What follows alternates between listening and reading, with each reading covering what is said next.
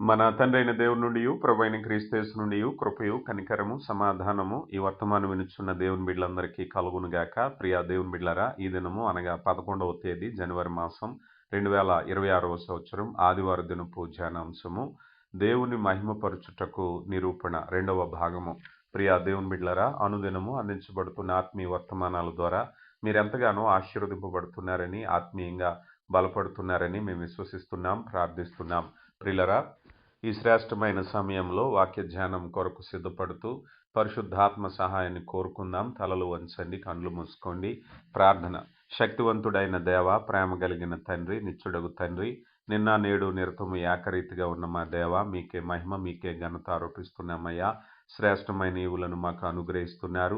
జీవాధిపతి, ఇదిగోనైనా మేము మరిచిన మమ్మను మరువుని ప్రేమ చేత మమ్మల్ని ప్రేమిస్తున్న దేవ, వాక్యంలో నాయన జీవార్థమైన విషయాలు చేత మమ్మను బలపరుస్తున్నారు.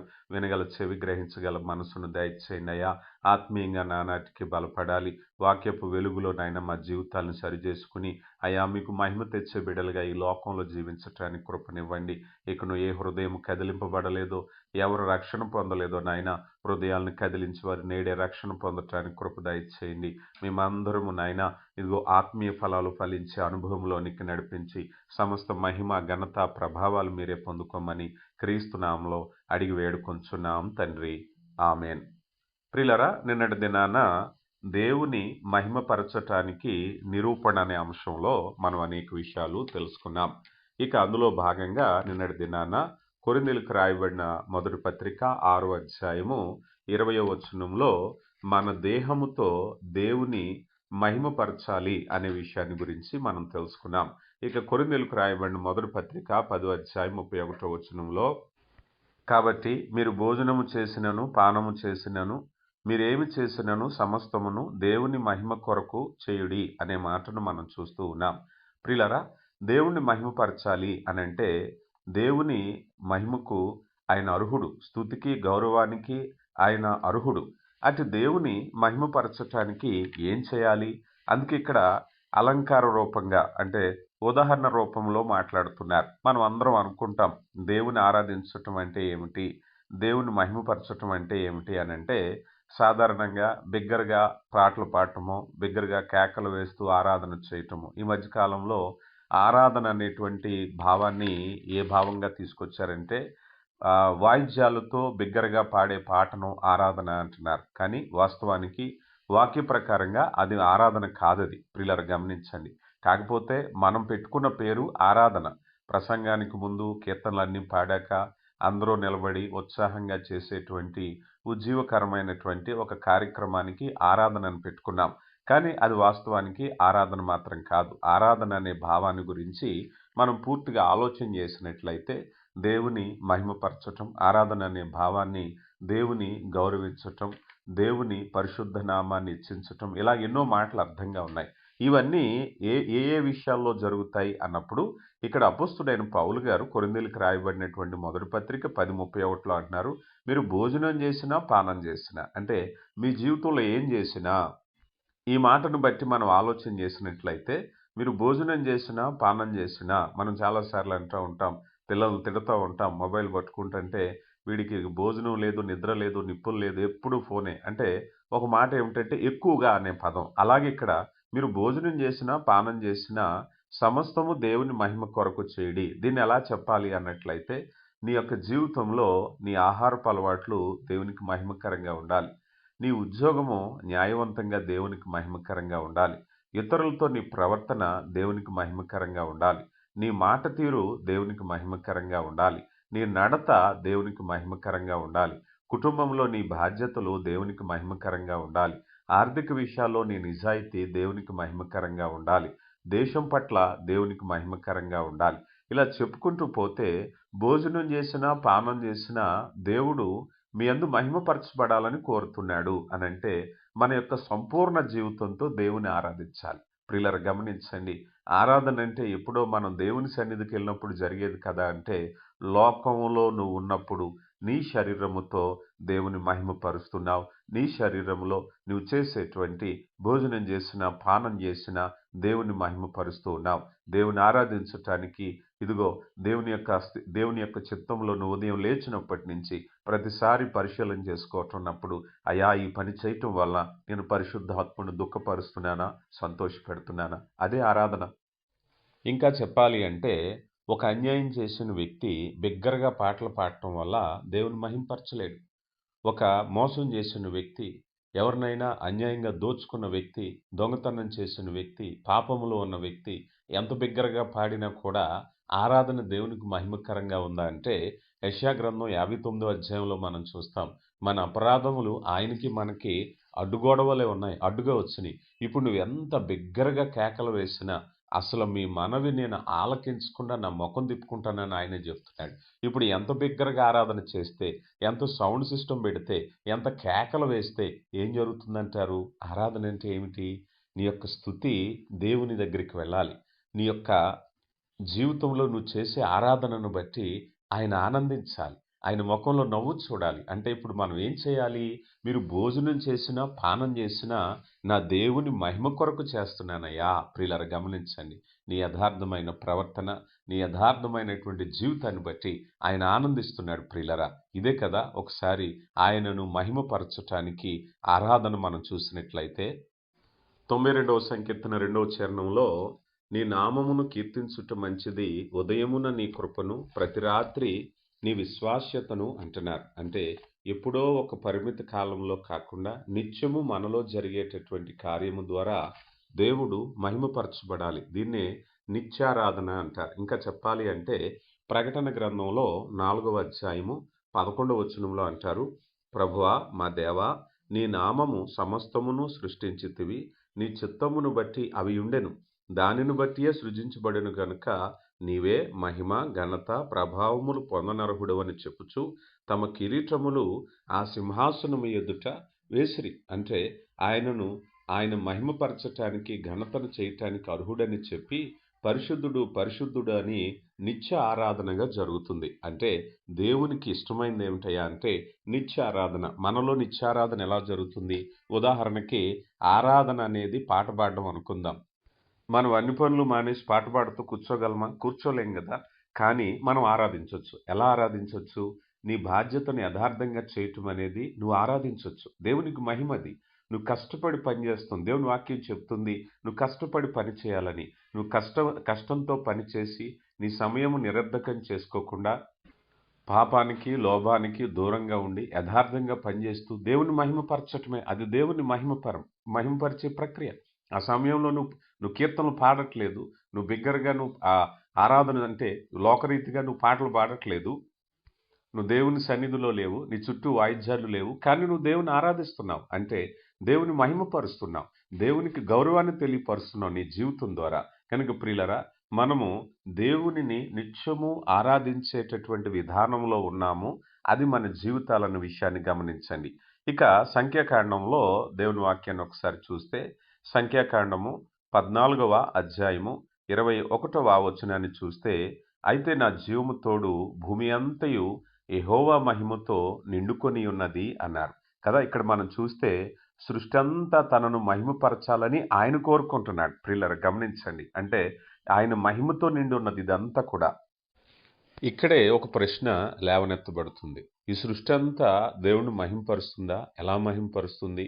ఆ సృష్టిలో మనం కూడా ఉన్నాం కదా అంటే, సృష్టి తన పనిని తను నిర్వర్తించటం, తన బాధ్యతను తను నిర్వర్తించటం అనేది దేవుని మహిమపరుస్తుంది. అలాగే మనం కూడా చేసే పనిని బట్టి దేవునికి మహిమనివ్వాలి.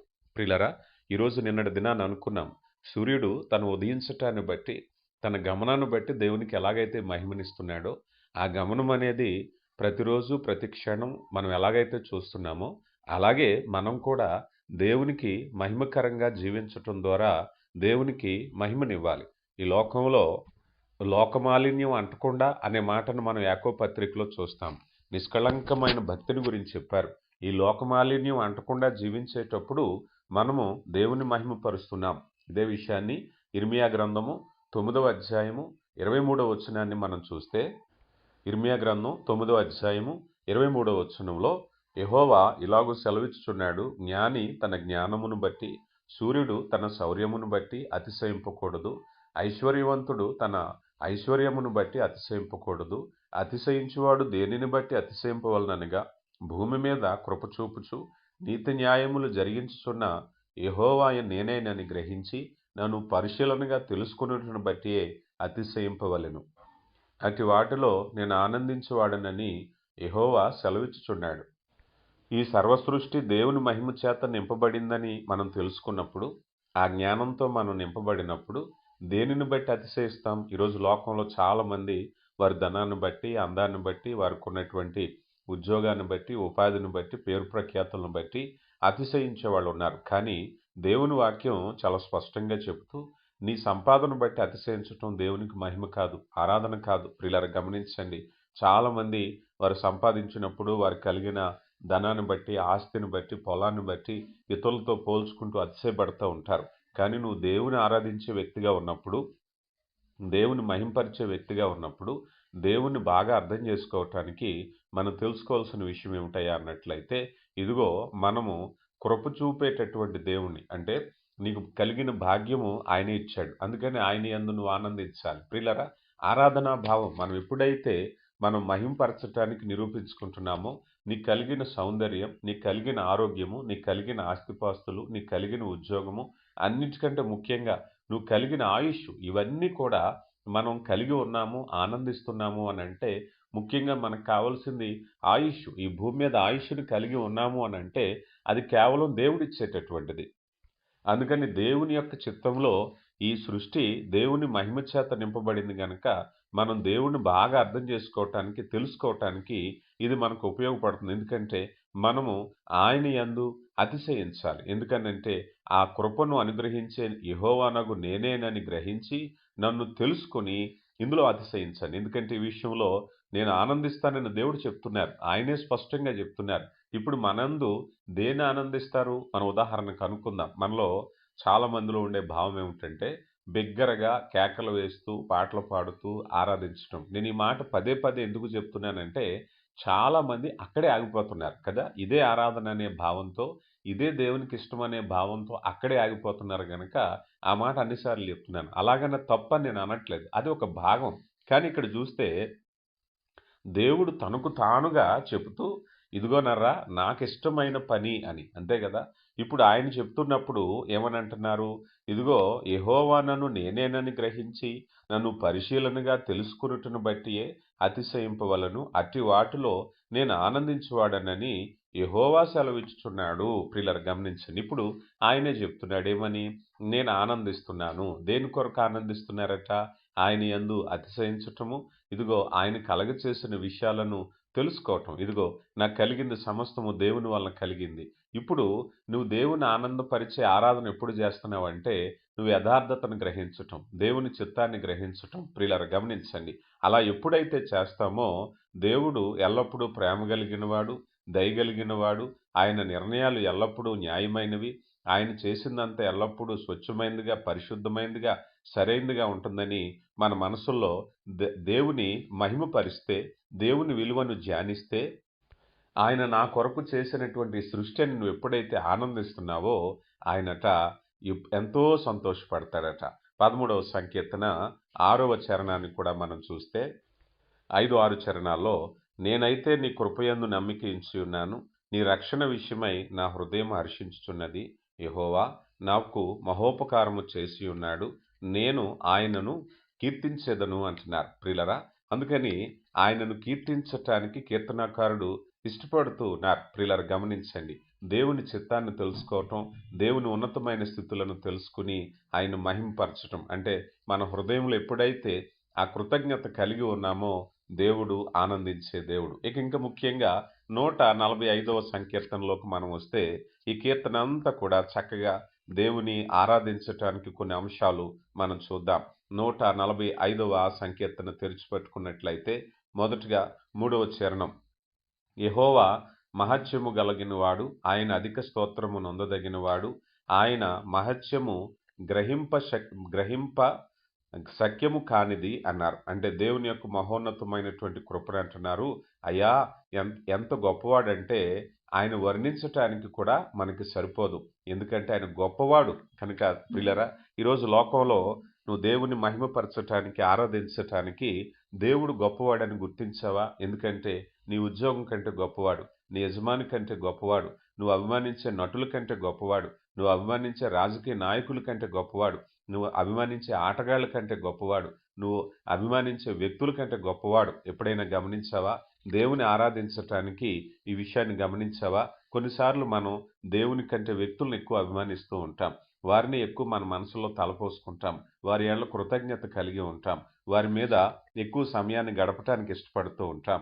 కానీ నువ్వు దేవుని ఆరాధించటం అంటే మొదటగా ఆయన గూర్చి అవగాహన కలిగి ఉండాలి. ఇందాక మనం ఇర్మియా గ్రంథంలో చూసాం కదా!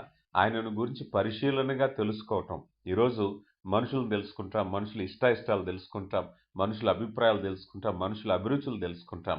కానీ మనం తెలుసుకోవాల్సింది ఏమిటయ్యా అన్నట్లయితే, దేవుని యొక్క చిత్తాన్ని మనం తెలుసుకొనుట యందు ఆనందించాలి. అప్పుడే మనం ఆయనకి ఇష్టమైన పని చేస్తాం. కనుక మొదటగా మనం చూస్తే ఈ 145వ సంకీర్తనలో ఆయన గొప్పవాడనే విషయాన్ని నువ్వు గమనించాలి. ఆ తర్వాత 5వ చరణంలో చూస్తే 145వ సంకీర్తన 5వ చరణం, మహోన్నతమైన నీ ప్రభావ మహిమను, నీ ఆశ్చర్య కార్యములను నేను ధ్యానించెదను అంటున్నారు. ప్రియులారా గమనించండి. ఇక్కడ మనం చూస్తే ఆయన ఎంత గొప్పవాడయ్యా అన్నట్లయితే ఆ గొప్పతనాన్ని వివరిస్తూ అంటున్నారు కదా!